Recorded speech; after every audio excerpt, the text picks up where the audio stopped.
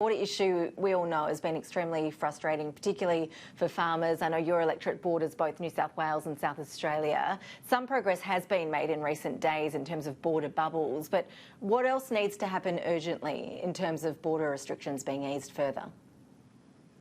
Thanks, Ash, for having me on. Yes, look, my actual electorate, of course, as you say, borders both New South Wales and South Australia, so we have the winning trifecta of 3 premiers telling us how to live. And it is hugely problematic. While we have the bubble increased for New South Wales, we've had more talk than action, and it takes a long time. People are very, very frustrated.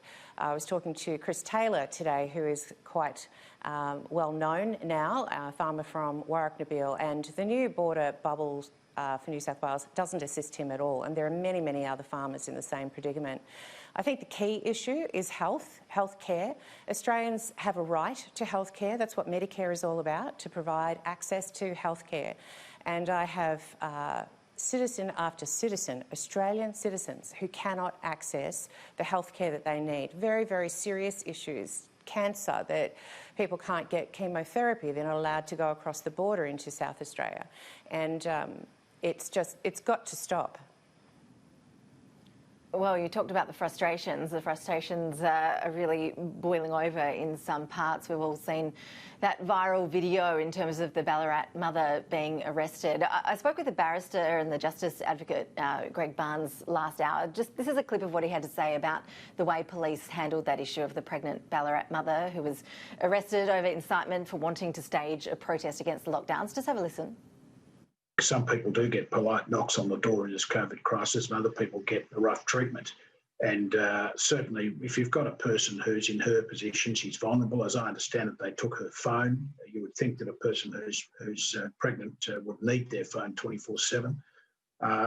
This just seems to be excessive treatment. Your electorate, I know neighbours, the electorate of Ballarat, where this woman is from, we are seeing increasing frustrations in these regional areas, as you've just outlined. Did you see that video? What was your reaction? Are we seeing an overreach from authorities in your home state? Look, I think it's evidence of the level of frustration that people are feeling. And, I think it also is evidence of the frustration with the way the pandemic is being managed in Victoria. I have been a strong advocate from the get-go that tracing, testing and isolating key areas where there is community outbreak is completely appropriate, but to have blanket restrictions over entire areas, for example, my electorate has 3 active cases, 82,000 square kilometres and 3 active cases, and yet people can't access healthcare. They can't go to their farm. They haven't been able to go to school. I mean, the common sense just doesn't seem to be common. And so what are you hoping to see this weekend in terms of the roadmap? Are you expecting to see regional Australians be given a lot more freedom compared to perhaps some of the city residents? I think that regional Australians have done the right thing. That's why we have had 5 months of extremely low numbers, and I think that needs to be rewarded. Even before stage 3 was provided for us as a restriction roadmap, people in regional Victoria were doing extremely well. And in fact, it was when Melbourne was not controlled so well that people were coming up into the regions and there were issues. So I think what I would like to see Premier Andrews do is to have a very clear lockdown for community outbreaks that is, hopefully reflective of the national hotspot definition, whatever that's going to be. We'll wait and see. And that people can basically get their lives back. Our economy needs it, and people's mental well-being and overall well-being need it.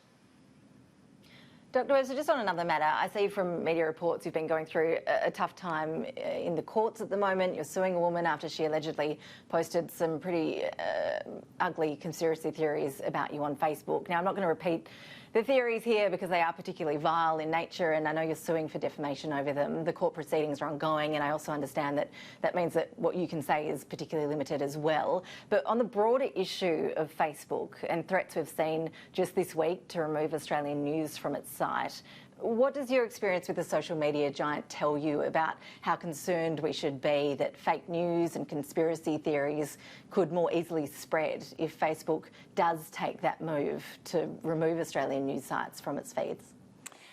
Look, I'm particularly keen on the Attorney-General's approach, which he outlined at the Press Club in November, that the social media platforms need to have some accountability for what is published. I think they do need to be held to account as publishers, and that goes for appropriately paying for news. And, you know, I hope that a negotiated solution will occur for this, because people need to have access to news.